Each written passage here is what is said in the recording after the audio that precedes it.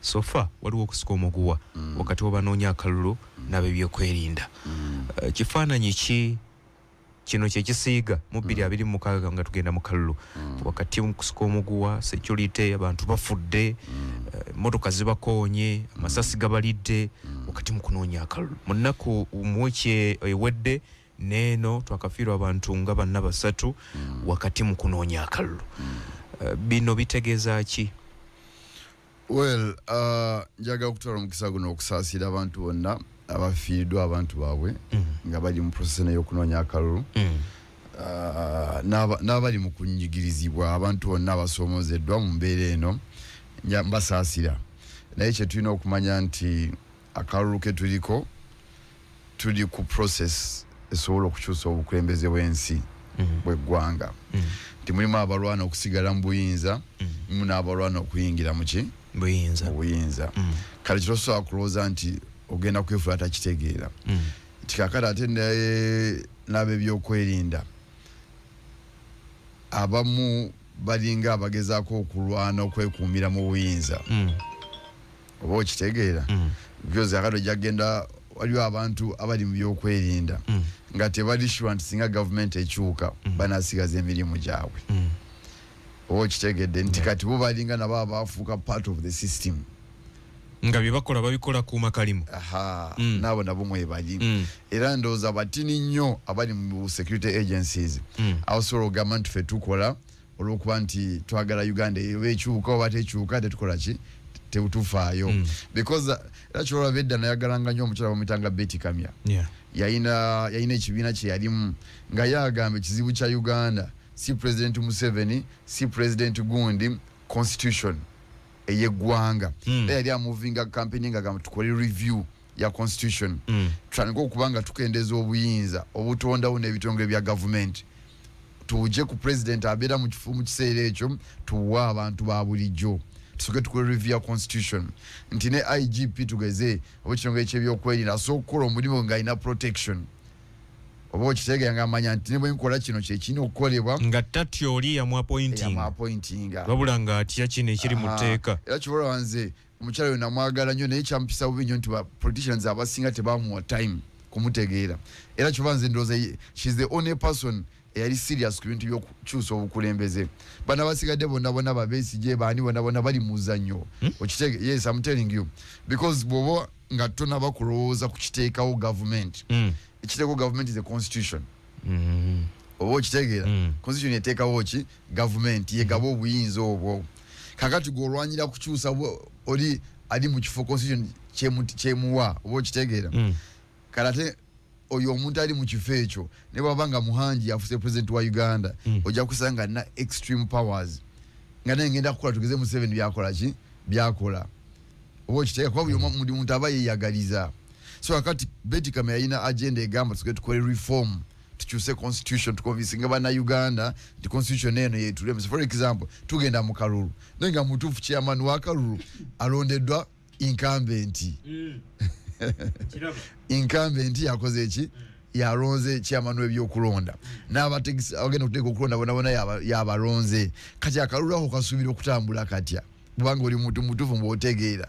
Oba okitegeera? So n'olwekyo tulina okutuuka ku point eya Betty Kamya gyali ayogerako. Electoral Commission ebe ngeri independent. Police ebe ngeri independent. Nga IGP wa Uganda Police tugeze alondebwa tugeze akakiiko akali independent kateekeddwawo parliament nga yekataddewo. Oba okitegeera? Nga tulina some sort of power ku muntu oyo. Naye kati ffe abalonda tetuminako power. Mulonda bulonzi ne muteeka eyo ye n'alonda mu bemuweereza. Kati ono gwe balonze gwoza agenda kulwana omupiira agusambira waani? Omukama we. Alina kukolera ku biragiro bya mukama we. Kakati ekyo bwewefuula nti obanga omuntu eyebase teweebase ng'ozibirize naye ng'olowooza weebase obeera okyatunula. So n'olwekyo ebintu byonna poliisi byekola naye erwana okusigaza mukama waabwe mu ntebe kuba naye yaba waaki ebyokukola. So n'olwekyo bw'omala okutegeera ekintu ekyo nga gw'ovuganya kati olina okumanya nti kati eyembeera bwetyo bweri waliwo ebintu ebijja otutuukako tulina okuteekamu ki energy y'enjawulo ate ow'enjawulo nga President Museveni ye bwe yabiraba emyaka egyayita ye n'alabanga the best way kugenda mu nsiko n'akola ki n'alwana era no president n'abafaida baali bangi oba okitegeera paka lebatwa kukyali banoonya kakati nammwe oba naffe abalowooza nti twanjagadde okukyusa obukulembeze waliwo ebintu ebitalina kutukuba wala nnyo nti omuntu afudde nti omuntu bamukubye tiyagasi because oyagala kukyusa obukulembeze talking about power change oli abwagala naawe okola ki ye ayina amaanyi gwe gotakola ki kakati mu boxing bw'oba ozanya n'omuntu ebikonde nga buli okasuka right punch oba jabu yo nga buli ogireeta osanga maybe yagibulokinze buli oleeta jabu osanga yagibulokinze kati gwe bw'osigala ng'oleeta jabu onenya oli abulokinga oba wenenya ggwe gwatalina create toyiya because right nti buli oleeta jabu osanga yagibulokinze kati maybe next time oleetako right oba stepping oleeteko yapaka something like that so bwe bw'osigala ng'okyaleeta jabu nga tebagenda gibulokinga kati ndowooza gwobeera olusinga olina kyali kituufu so n'olwekyo abantu abavuganya government baleme kulowooza nti kigenda kubeera ku mukeeka baleme kulowooza nti going to be on a silver plate baleme kulowooza nti oli ajja kubagamba kale nzuuno mujje munzijewo mukole ki mugende kino ekyogerwa nti poliisi ekolera abantu weweereza abantu kikoma mu bigambo eyina weweereza abantu ebyokulonda nga biwedde nga tumaze okulonda abantu bali safe mu bifo byabwe then bajja kuweereza abantu ate kati mu kiseera kino ekyakalulu kino ekiseera ekyakalulu waliwo ensonga bbiri okuweereza abantu n'abantu okusigaza nga bakyali akawogo kati kwezo zombi golowooza oli abagenda kulwanyira eriwa era okulya kwe kusooka kakati munaye abasinga bakuga waliwo n'abantu bootwako nga mupoliisi munaye ganaga munaye tubikola tubeera nemunaye emikono gyaffe misibe our hands are tied order from above sina order from above my hands are tied I have to pay school fees tomorrow nange n'omwana akola ki oli bw'avaawo omulala ddawo tasobola kumuwa sente zisula guarantees where are the guarantees guarantees iriwa nti oli bw'anaakyuka oli ajja kujampa ekyembadde enkola kati waliwo n'abantu abavuganya ng'olidde balina structure zaabwe balina ba IGP balina ba army commander balina ba general abaabwe nga nabo be baagala bajje bayingire batuule mu ki waliwo babadde kazi bwemba ne tiimu ng'evuganya olwedde maze n'okulangira IGP owaayo erangiridde army commander nona aliko agamba naye ali under threat agamba kisa abasajja bwe bajja nange siina kalimo wano oba okitya kati waliwo n'ebintu kyebayita reckless statements gw'ovuganya wandibadde obayinga in mu bali ba general ng'obagamba naye bwe naba nze mujja kusigaza ebifo byammwe wandibadde obateerawo embeera bawa comfort naye kati gwe walangirira dda olina abo bambadde n'ennyota zaabwe ba general kakitegeeza bali bagamba ekitegeeza katwegatte ku oli tumukole ki bwogende Cameroon president wa Cameroon omuyita Paul Biya ndowooza agenda myaka naate okweza 10 ne campaign abadde azikubiranga mu kagaali naye olowooza yabadde ayagala okubeerawo naye nti waliwo abantu abamwetoolodde abamuliirako bagenero baki okitegeera abagamba no Biya bw'avaawo naffe tukoze eki nono bwe guli higher chances okityo we kiri nti bantu bangi ababenefits mu government ya President Museveni nga balowooza nti okuvaawo kwe nabo kubawa uncertainty gye batakola ki gye batamanyi ate ekyomukisa omubi naffe abavuganya abagala okukyusa ne tulangirira nabo from day one toni ajja okuba army commander ono ajja okuba general ono ye captain ono ye gundi oba okitegeera kakitegeeza nti threat ogigende ku Museveni ng'omuntu ogigende ku bantu bonna bamugoberera oba okitegeera so akati eyo embeera eyo eringa ekyataddewo obuzibu mu struggle eyo kati kiva nti embeera bwebanga ekyakaluba bwetyo ffe bamwangi tugamba bali independent right mu kukaayana okwo naffe tusooke naffe tubeereko n'akasente mu nsawo ezaffe banakampuni tugamba nti mwe abakyakaanya obuyinza mugira mukaanya buli obunene naye ffe tetulina kyakulya awaka banaffe tebasoma bobalola tebagenda tewaliddagala mu ddwaliro bano betubeera nabo bano ababodaboda bambadde bujaketi bosazo zino tebalina sente gweokaanya kukyusa genero ekizibu kyo IGP oyagala bwa IGP naye ono ogwendi naye ku bodaboda talina kyakola ki talina kyakulya katugamba so twetagawo independent mind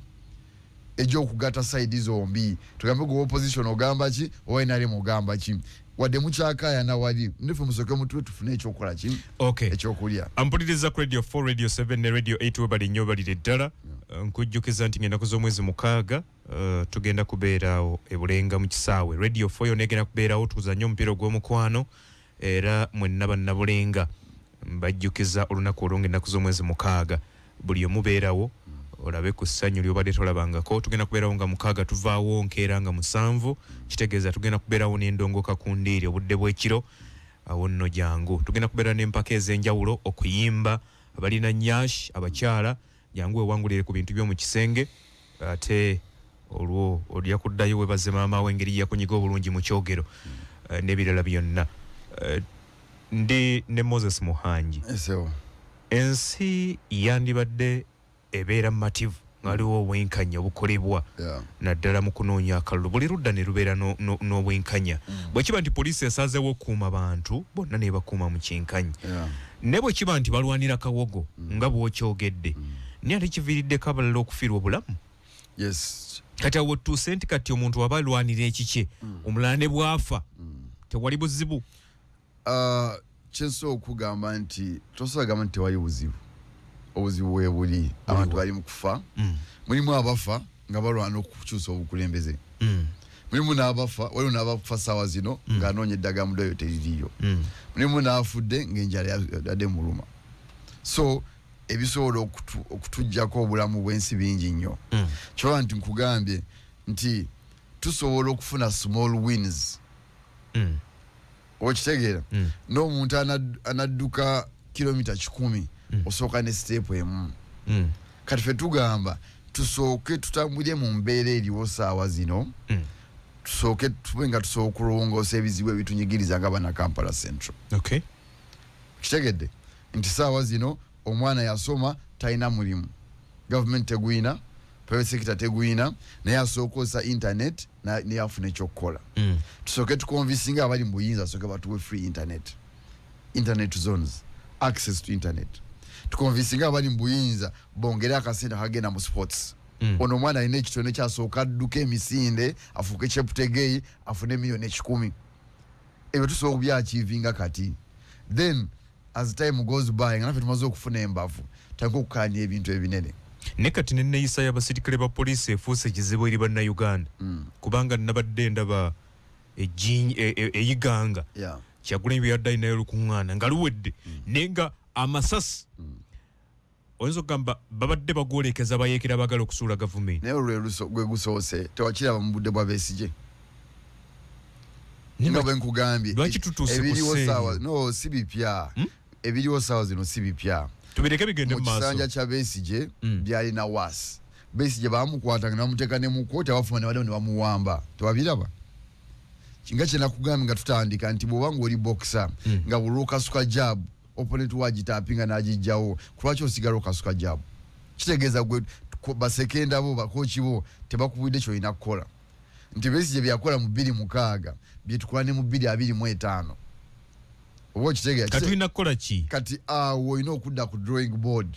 n'ogamba eno approach ey'okukasuka jabu tekyakola bajja gitaapinga ekole ki eveemu kati kankola ekiriwa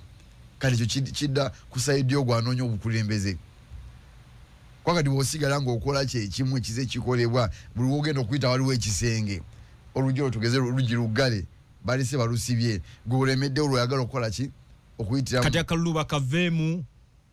kati ekyo kiri gwanoonya obukulembeze okitegeera twalyagadde otuwe solution no nze sinaba kutuuka ku level ekyusa gavumenti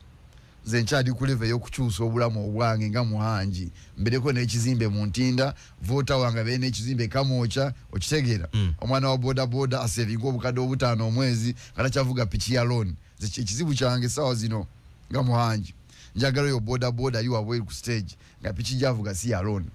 nga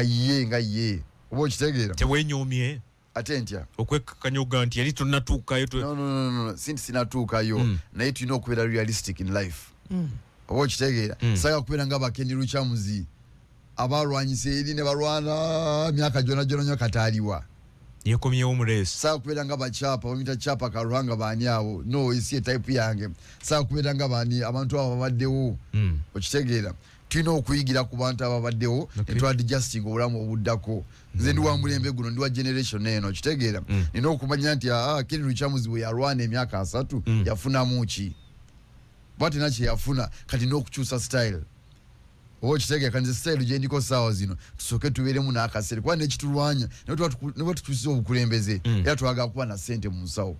waliwo ekirala tulowooza nti Museveni tatuwadde sente bw'aba avuddewo Bobi Wine najja yajja okutuwaaki sente sekyo kutereza mbeera kyekyo ekiri okutereza mbeera so mbanga nsobola okugitereza mu magezi amalala nga tisose kukyusa bukulembeze kuba kikozesa approach eyo kati approach gye nina egamba nti bano abasajja tusoke tube engaging mu discussion n'oli agenda kugamba nti enkola eziriwo tekusobozesa kutereza gwe kyoyagala kityanga kiriwa diro watudde ne Museveni n'omulaga nti munaye abantu abali mu Kiseka market ekibatadde mu bwavu tebalina business business KCC ye ene moroka eziwera 15,000 police ene moroka eziwera 1,000 muzikanikirawa kwaki yotina tojua abana bali wa Kiseka nenga waliwo eddwaliro etalina ambulance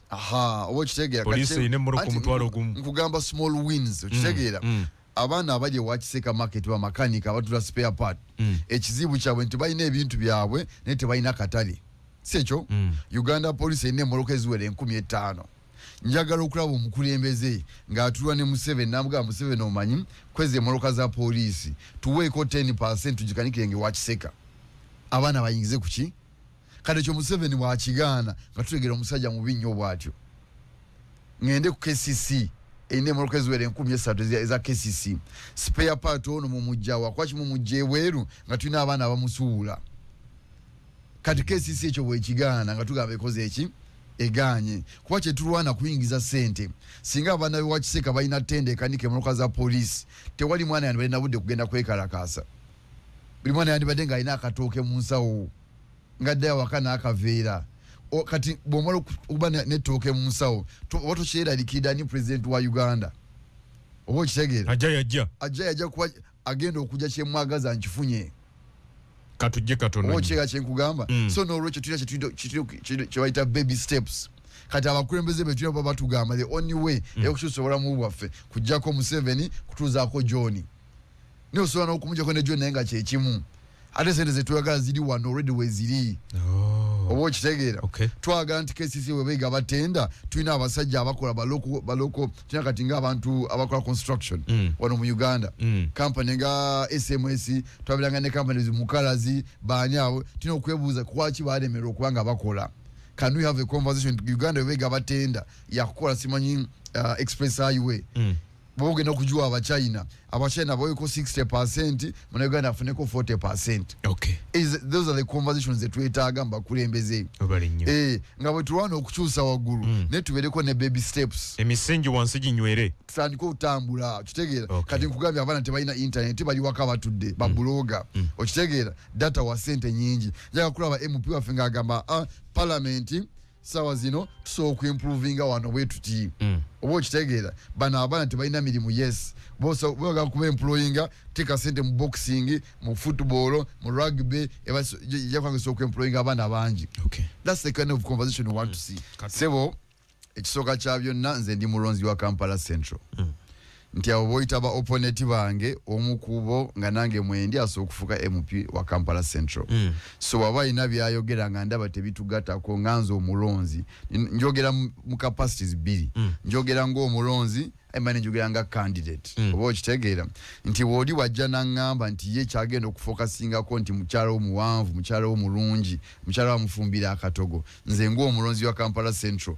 sandyagadde kuwulira message wekyo so nokyo maaso okudisqualifyinga candidate oyo bandabanga character ye yakwekyanga yakwefuula vumbi yakuloza nti ye yamalayo oba okitegeera yanyamba buyambi ye teyeyamba kuba naye abeera yeyambiramu byagenda kutesa bwanga birungi bituyamba ffenna naye bwagamba nti kiyamba nze ye tekimuyamba kati nganzo omulonzi awumbani nawe ensonga era bwe sitafuna mukisa kumwogerako nga nfunye platform weti kwa rusi wandibayo waliyo bannange abendagadde okubanga bafuna okuwabula okwo kasusoba kiba tuba tunomwogerako bwe nzija nenjogera ku opponent negamba tugeze nti opponent oba tugeze abadde minister myaka 5 talina kyatukoledde ffe nga bana Kampala Central kane tugamba kikyoyagala otukolera ekikulemye ng'oli minister kyagala okukola ng'oli MP because MOP egwanyiza kufuka minister kalate goli minister yagala kudda mu chachi chabwa MOP kitegeeza nti ebikulemye okukola ngoli minister atula mu cabinet buli mande tosobola kuyigula ate ngoli MOP katulina okutegeeza abantu bwe bafuna message eno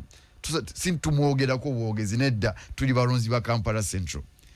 tulina ebizibu ebitunyigiriza myaka 5 basente bebya tebakyalina buyinza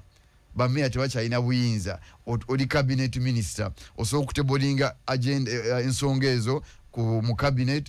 ne moving a motion to parliament parliament ne discussingako tukomye obuyinza bw'abantu waffe kati okiwanga kikulemye ng'oli cabinet minister otogenda kikuwa ng'oli MOP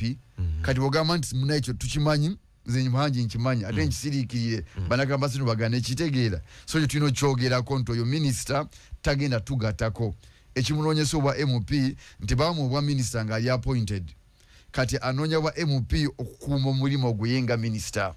kwalu yasamba akaji n'afuka minister kati okusigaza ekifo ekyo y'obongo omugamba nti bw'aba ne political power yabana Kampala Central kijja kumuyamba okusigaza ekifo kye so byalwana bibye ng'omuntu si byaffe nga bana Kampala Central kubanze ndi mulonzi wa Kampala Central okumala emyaka 25 gye mbadde mu kibuga Kampala Central so kati tusobogamba nti tufunye omukisa we kuti tugane mwogerako bwe tujja ne twogera ku muntu nga Lubongo yatu for example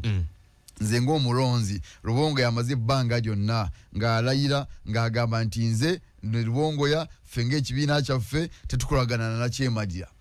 Museveni na kyemalira Museveni dictator si ekyo batazakyogera kakati Museveni dictator ali mu kalulu kati singa akawangula dictator tetuganye nga womuyita singa awangula akalulu kano nafuka president wa Uganda nga naffe bana Kampala Central twakuwa akalulu kaffe gwe Lubongo ya atagenda kukolagana na government ya dictator fe tugenda kufunira muwa kitegeeza manifesto yaba inajitambuliza wansi wayoli ali buyinza oli ye president wa Uganda singa aba wangu dakaru secho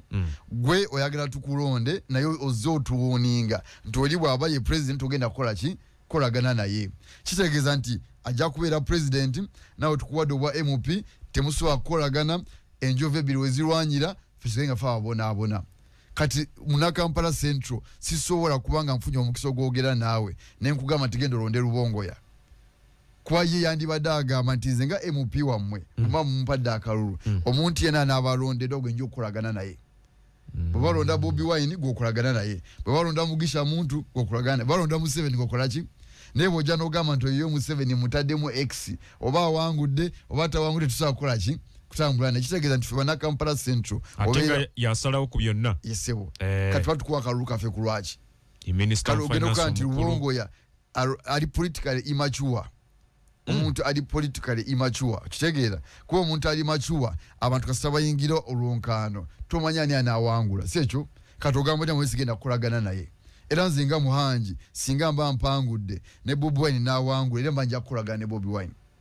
Mugisha Muntu wawangula gwe ngenda okukola ki kolaga kwa na Uganda go balonze bwana alonda Museveni yago ngenda okukola ki so akugamba nti sigenda kukolagana na Mugisha Muntu ati namanya nti go bana alonda so kachigeza Lubongo ya ali politically immature era bwe mfuna omukisanga guno mba no kwogera bana Kampala Central ntoyo achaina binje byokuyiga mu politics tetumwa chance yaffe so waliwo omuntu muvandimwe amuvandimwe ene kyadagezako okujjayo muli naye Kampala interesting nti mulimu amawanga Kampala ono baseruganda bampuliza ayina kubanga ayitibwa United Tribes of Uganda tribe ngate tewali gwanga liswaga nti Kampala yaffe nedda sebo tulina abakyoli tulina abavandimwe musa tuli batabuli Uganda bonna ojja kusanga wano omuvandimwe omunalwana nga amaziwa n'emyaka 4 azaliddwa wano Muhanji kati ngenda wano myaka 3 ndi wano mu kibuga Kampala kati bojja n'ogamba nti kibuga kikyotegeeza ki Kampala kyo bagita capital city obo kitegeera so abavandimwe abafumbira abatoolo bonna balina okuwangayira mu kibuga Kampala kyo no bote yavayo sumanya akokolo najja wano nabanga bawangayira wano genda mu Acholi quarters tulina kati n'abachina natenso tusalako very soon ngenda kwani China town Indian community mwebali kati basinga tonge tebesimbawo basinga basalimu uhuru aba Yemen tebaliwo kati salimu uhuru simu Yemeni tebalimu so tulekerawo ate balondebwa ate ne balondebwa era balondebwa banna Uganda so kati tulekerawo yembere yokuteeka kalika saba nga wangayidde wano myaka jona ali mu kibuga Kampala capital city kitegezo yabamu na Kampala muganda wa Okay. so nolwekyo tumunyigiza bavandimwe bona babeere mu kibuga Kampala so nolwekyo nze ndowooza nti tubazeemu besasodde kuddamu eddakiika emu esigaddeyo tutematemeremu katono nnyo ku nteekateeka ebikondo omuzannyo gw'ebikonde boxing agenda mu maaso tulina abaana abali e Dubai bali mu World Championship zitandika okuzanyibwa ndowooza olunaku lw'enkya tulina tiimu egenda Nigeria na kusoma mwezi nga 28 tulina Uganda Boxing Champions League empaka ze natandikawo nganze zimaze kati emyaka 4 tulina finals nga 26 December tugenda kubeera ku MTN Arena e Rugogo tulina boxing mungi agenda mu maaso Okay. tulina professional boxing events ezigenda mu maaso as well so kati babondya mwena omuntu yenna ng'oli sportsman oyina kulwana nnyo muhanja ayingire mu parliament because parliament we wali sente zetwetaaga okulakulanya by'emizannyo we wali sente zetwetaaga okuzimba ebisaawo ne stadiums n'amagym bina ziri mu parliament katwetaaga amaloboozi mangi agaba sportsmen nga gali ku floor ya parliament awali keeki y'eggwanga tutemateme sente tuleete mu by'emizannyo mupiira bikonde rugby misinde abaana tekukubanga bafuna ku mirimu nga bayita mu sports sector so nolwekyo gwewa sports yena kasowe nyamuhanji goina kulwana nyo nzije nkole ki niko gojo okusinga okubeera ku mwanjo wali because the president wa boxing ate ndi chairman w'ekibiina ekigata emizannyo na mu Uganda so no kitegeeza nti okuwangula kwange tujja kufuna mu nnyo bwe tutyo Okay. So bana Kampala Central katono nnyo ku bikonde tulabye nga emisinde Uganda ekiikiriddwa negenda ku mapu y'ensi yonna ne tulaba omupiira kakati Uganda esenvudde omuzannyo gw'ebikonde tusenvula ne tugenda ku mapu y'ensi yonna ekibadde kitusumbuwa ennyo ebikonde bya kabi nnyo talent waali naye kati kyoyita okusenvula osenvula ogenze mu mpaka ezo n'okiika yes ne bwoba olina ekitone nga kirungi nnyo naye nga toweereddwa mukisa kwetaba mu mpaka tekijja kulabika ekitone kyo kati boxing abadde anyigiriziddwa nti tetuba na sente zitwala tiimu mu mpaka okay kati tuba tutute tiimu mu mpaka ate newangula etya so akati omupiira gulinga oguvuddeyo nti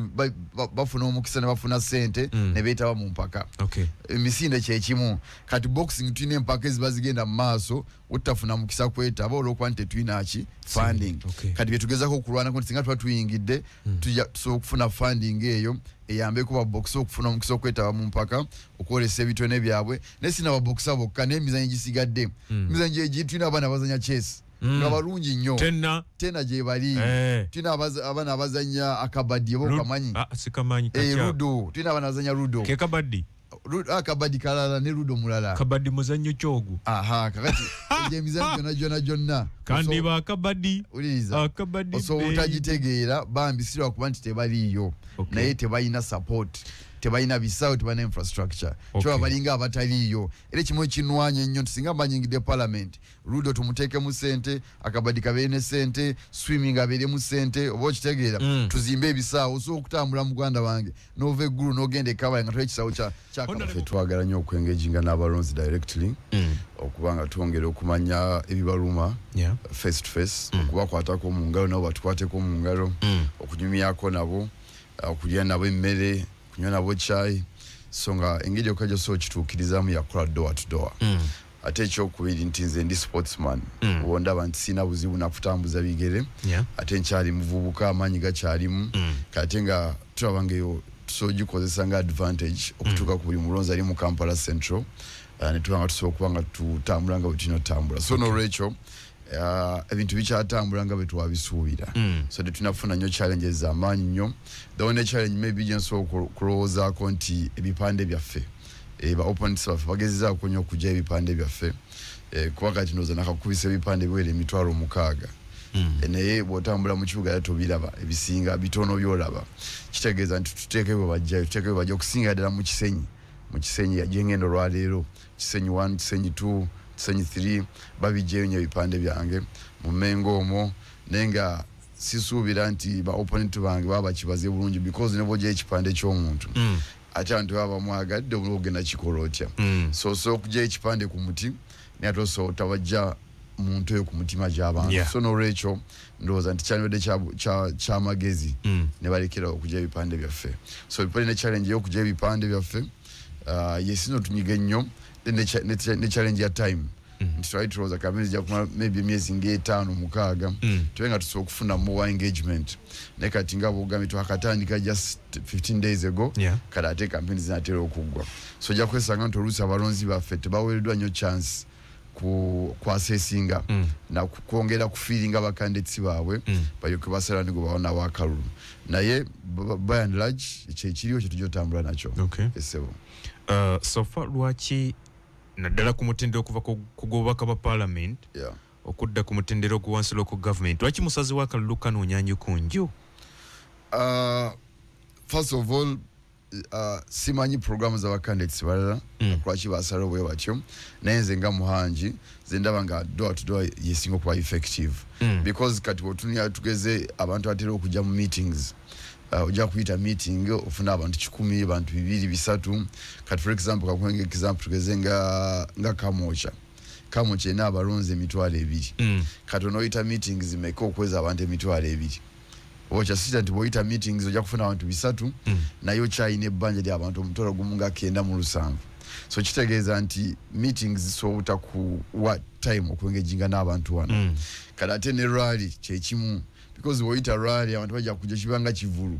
abantu bagala nnyo okwogera ne candidate bamukwateko abakyala bagala nnyo okuwa hug kati nganze omukyala kugwe mu kifuba munyumye mwembi so kwegamba nti ne rallies so utakuwa kyokola ki kyonoonya muwasa kati ga ku level yaffe nga ba MPs kwa constituency president banene nnyo presidential baso okukola rallies no problem kwa presidential so kwa door to door n'amalayo naye kati level yaffe MP councillors mayors chani bade kirungi nnyo tukwa door to door wena kyokonyeka bantu bagala okuwahaga kona kubakyala lwaki bagala nnyo okuwahaga kati nze ndabika bulungi nze mu campaign yo naye naba ne ba opponents bange twali muntu ansinga kulabika bulungi nakyo kitunda kikola market mu kalulu nnyo 100% era odo obusinga bosanga nti edda twalondanga Nabira omanyi omukyala Nabira Naggai twamulondanga just because of her beauty ngaalabika bulungi ngasakuwa akafuba n'okagwamu bagamba akalutwala mbadde sikimanyi nti ne beauty naye matalinga nnyo kinene ku 10 so akati abantu bangi era nine subidde nnyo nti Nakandi agenda wangula Nakandi we Nakawa West Nakawa East mukyala mulungi nnyo bomulaba ku face ncho atanya bajamu akalulu beauty ye so no Rachel musabira akalulu mukwano gwango yatina wede afunye no vune yagudde mbaya endooza bamukuba mukwano gwange tofayo beauty ye jakwe imene ati na amagezi akola ki ayina bubuli anga ayogera olanga is very smart kati munange nange mu Kampala Central abakyala abasinga banettanira olw'obulungi bwange balanga ni muvuka muto ndi handsome ndi mu body shape sina kombalabe kachogena kungamba ki oli fit ndi fit ntambula nyo kati bwajja ne batupazi hagizo mbadde omuntu nava ku byogendo mukolera nava ku manifesto yo nga bweyimiridde kamulonde kubalabika bulungi mwe bali bangi nnyo abo kati wali abantu abako ebyobufuzi katunya Kampala Central ina abalonze emitwalo 14 abatera okulonda turn up yaffe kuba MP tesuka mitwalo 5 so kitegeeza nti emitwalo 9 bali unbothered yabatama bewandisa just okufuna nanga muntu naye nga that's all kati ye already to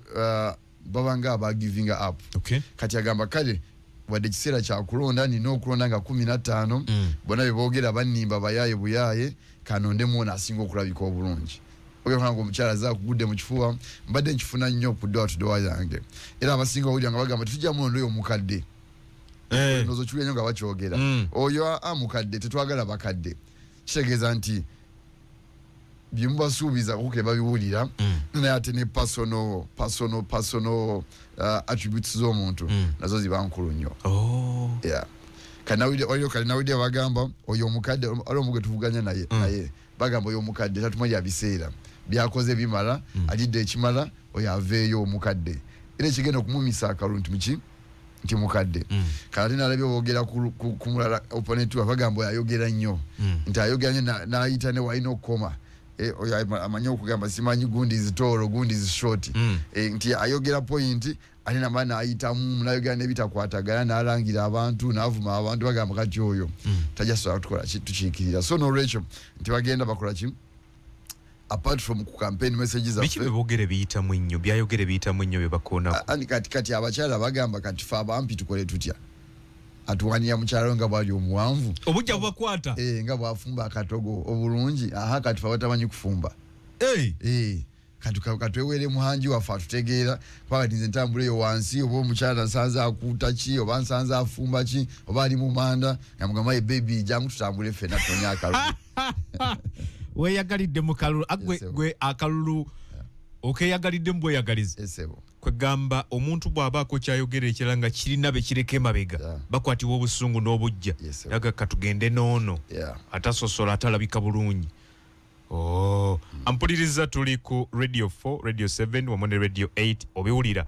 omuntu asobola okuva naga kale byonna ogenda bikolera ogenda kukola enguudo naye nze nkulonda lwakuba kino. Kati saazo kati waliwo mpulira nga bagamba bagenda kulonda opponent wange omulala bo bagamba nti kuba kitugana ne weesimbe wammwe okitegeera mulimu oyo gwe mpulira bagamba nti wano toyina wammwe gy'osobola kwesimba ate nawudde nti newaabwe gy'ava ekibiina kye tekyafunyiwe na candidate aba NRM bonna bali unopposed oba okitegeera mukwano gwaffe secretary general w'ekibiina kya NUP Lubongoya bagambye ewamwe gy'ova bamogerako batya ewaabwe gy'ava NRM teyavuganyizibwa tewali agivuganyiza eri unopposed bagamba kati gwano mu Kampala wakamala mu myaka 3 kwa kituddayo ewamwe neweesimba eyo kyebatasobola kungamba dinange nva mu west nze bampita muhanji ne bagamba muhanji tukuze naye wano myaka 25 tubadde naye tetusobola mugamba ddewa ewaabwe kwano ewaabwe kakati gwe yakatuyingiramu emyaka 3 ena ayina bagatumanyira omanyizi naawe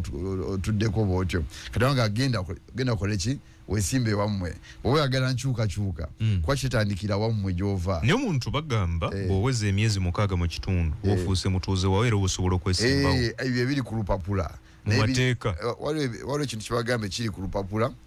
n'ekiri mu real life katwogera ku real life abantu bagamba tetukumanyi oba okitegeera tojja kutusibako ndolwakuba nti mulimu ambuleera nedda oyina ewamwe naye ambuleera teriyo teronderayo ewamwe gy'ova so kati abantu balina feedback gye bajja bateekawo oba okitegeera so n'olwekyo kaluka interesting bwe katyo era ndowooza nti kanyuma kuba bukatambula mugenda onyumirwa tekayinza butanyuma abakyala bakuwahaaga era saawa zino kati ngenda mu kisenyi oluva wano ntukira mu kisenyi simanyi hagaze ngenda kufuna ujja genda okuziba nebadde muhanji onazira nga ndi muhaga ndowooza nga 10 akalulu okesunga lwa hagaze bakuwa tulina message ennungi ekisooka kya byonna tulina message egenda gye tugezeeko okuguza abantu baffe okutujja mu bwavu nti bwetunira abakyala abawangalira mu butale tulina ensonga zetugenda okuteesako mu parliament eziforcinga government okutanga okubazimbira obutale obuyonjo obutale obulungi okuteekawo parking zones ennungi okuteekawo public coolers babe nga basobola okutambuza emirimu gyabwe awatali kunyigirizibwa so eyo program bagitegeera abakyala era ebakwatako nnyo tulina program eri abasuubuzi ey'okulwana ennyo tubenga tusobola okukendeeza omusolo gwekera kubanga gubanyigiriza because gyokoma okusasula omusolo mungi n'okukendeza sente zewa savings tulina program erongoosa ekola enguudo because abaana baffe ababodaboda ab'ebidduka aba special hire aba trucks abali mu transport nti basigala mu bwavu olw'okuba nti amakubo gajjudde ebinnya so nowesanga nti buli kayingiza ke kafuluma so nokyo tulina program y'okulwana nga tuteesa ne government okulobinga government enguudo zino zikolebwe so eyo message yo weeri tulina message y'abavubuka abatalina mirimu tulwana nnyo nti bwe tuyingidde parliament twongere sente mu sports sector tube nga tusobola okuba nga abaana byamizanyo bafuna infrastructure bafuna sente za competitions sport gyakoma okukulaakulana n'okwempulwenga bannayuganda abalala nsaawa zino tugeze badde bazimba tugeze Hoima stadium mu kugizimba waliwo bannayuganda badde bafunye emirimu abo nga tebasamba na mupiira so kati twagala nnyo okwongera sente mu sports sector tube nga tulwanyisa omulimu gwa ekizibu kya unemployment kati eyo message weedi eri very strong kitegeera tugamba nti abaana basomyeko tulina kukwatira internet hotspots nti ng'otambula mu kiwango manya kasita ntambula nentuka ku Radio 4 internet wabwereereze ng'omuvubuka sira kuspendinga sente ku Facebook ku TikTok mbanja ku accessinga free wifi nkole business zange zira awaka kuba government ena mirimu ne professor tena mirimu ejo katutaga mu hotspot says kuba abana batambuliza ku internet katobulamu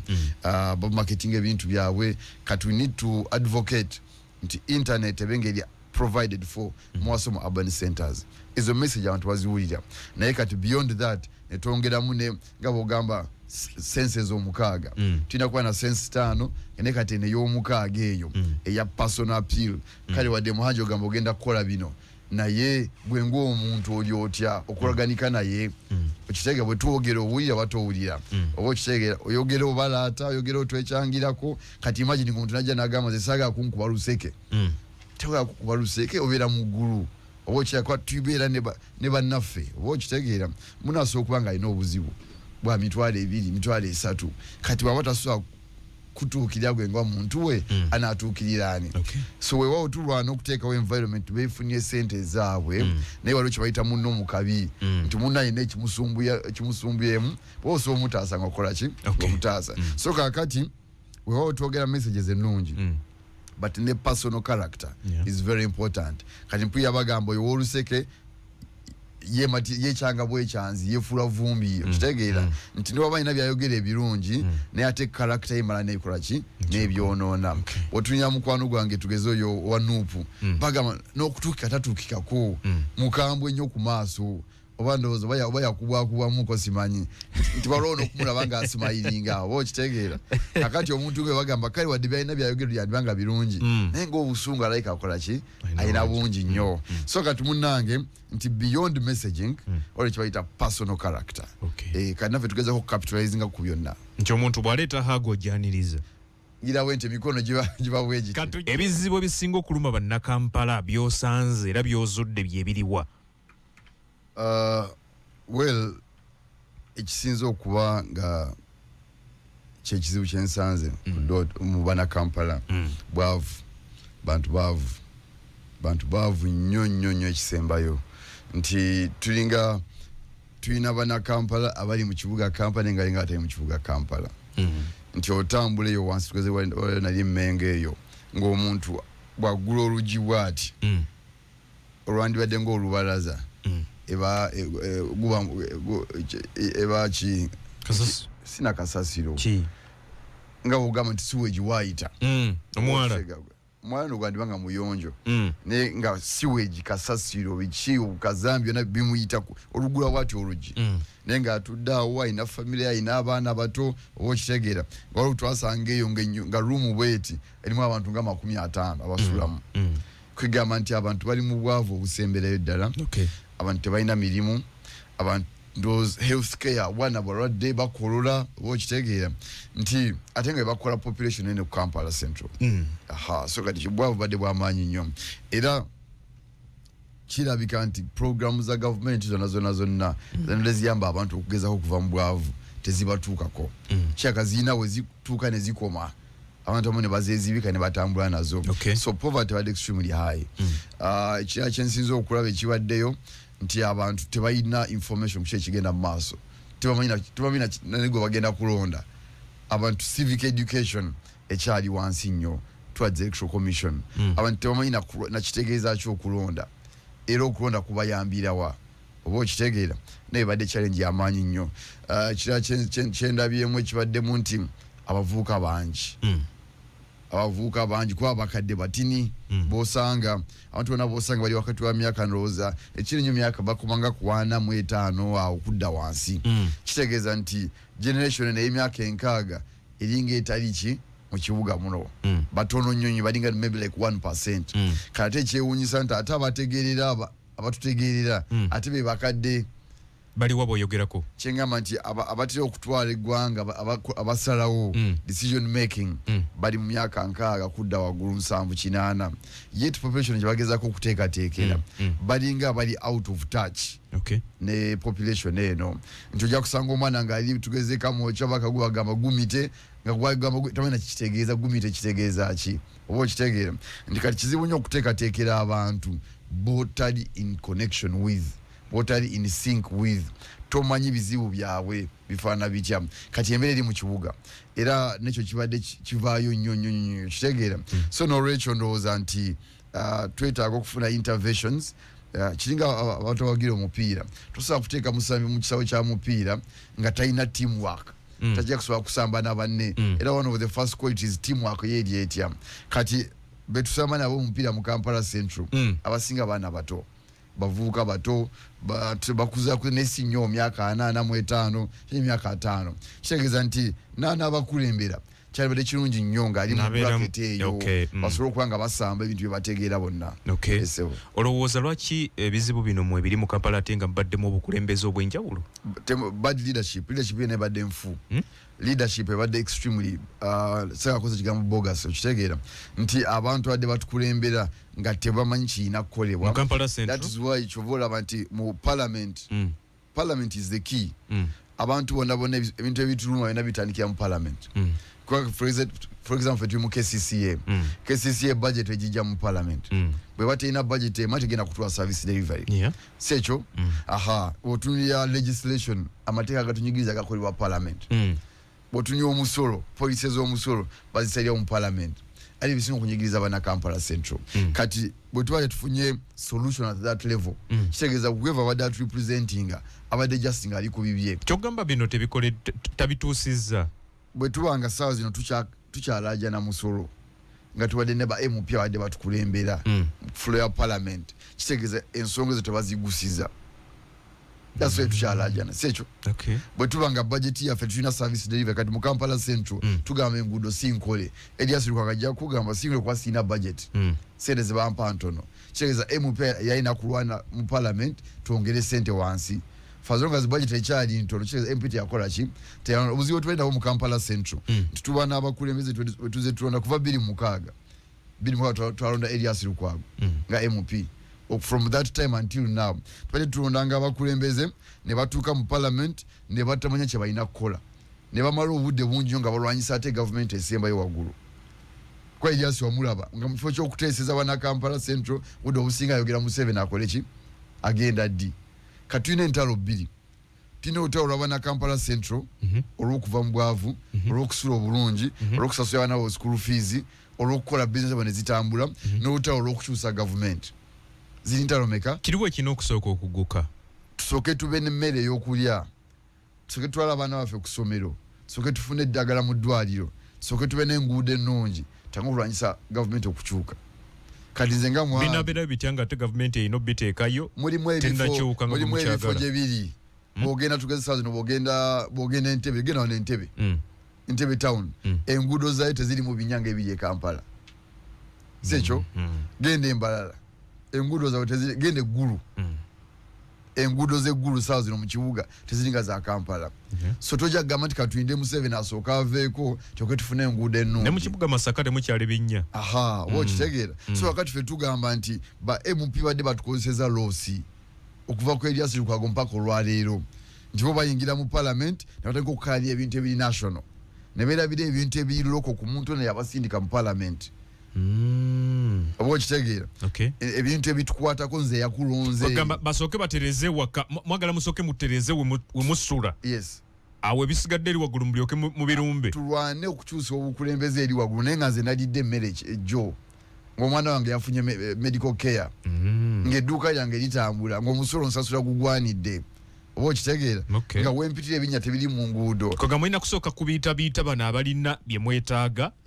bwe bamala obbiba oluvannyuma mu basenze lutti mutandika kati gwe MP bwe twalonda gwe bwe twakulonda watandika okuyingiza ssente bano bali mu Amerika basoma mwana wo bw'aba alwadde tagenda kubulwa ddagala kati gwe ne bw'okaya n'ebyokukyusa obukulembeze gweobeera mutuufu ku sayidi yo gwe nga personal naye ffe abaakulonda tetunatuuka ku eyo level erwanyisa obukulembeze.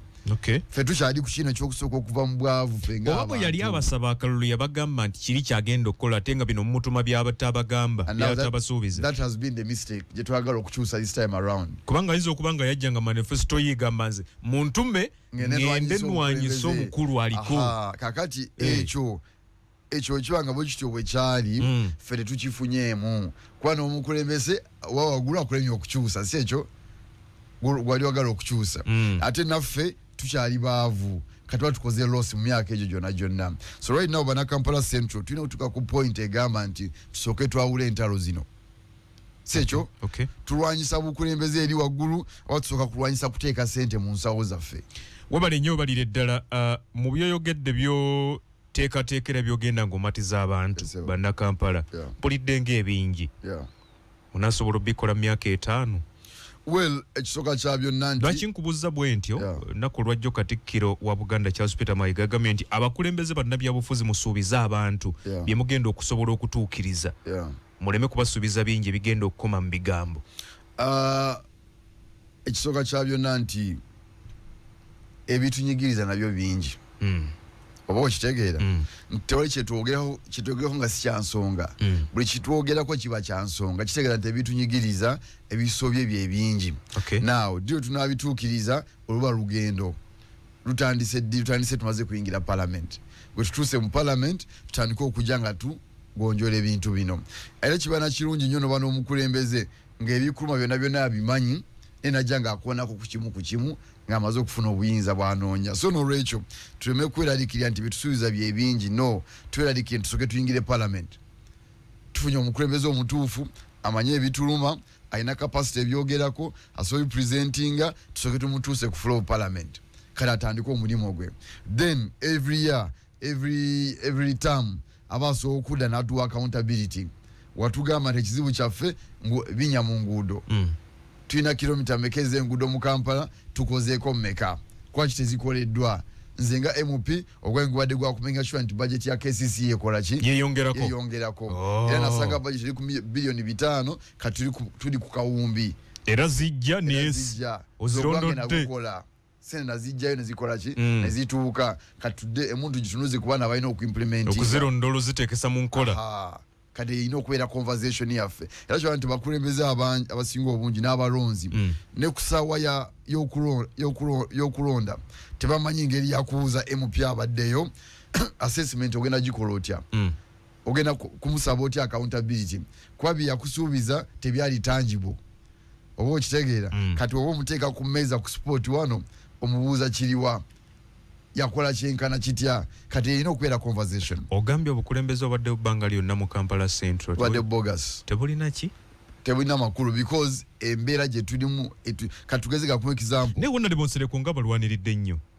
nga kiriwa kyakoze kufuna parliament mulaba nga ateesa buli kimu anti mbulirayo kyakoze kyekiriwa nkugambye nti abantu bali mu bwavu obusukiridde ngamba nti kino kyeyakoze yandirese sente naziteeka mu nsawo z'abantu no abantu bali mu bwavu first of all tugeze nga bwekugambye abakyala bali mu butale owulira omukyala ali nakasero ekizibu kyesaawa zino yeetaaga kasitoma ajja okuva enaggulu avuge Range Rover agenda amuguleko ennyaanya oyagala amuleete nsereko yabamunona omukyala ali mu katale ekizibu kyesaawa zino kufuna kasitoma ava enaggulu ng'ajja kujja agula ennyaanya nga talamuza si ekyo kwaba anajja n'agula ajja kufuna ssente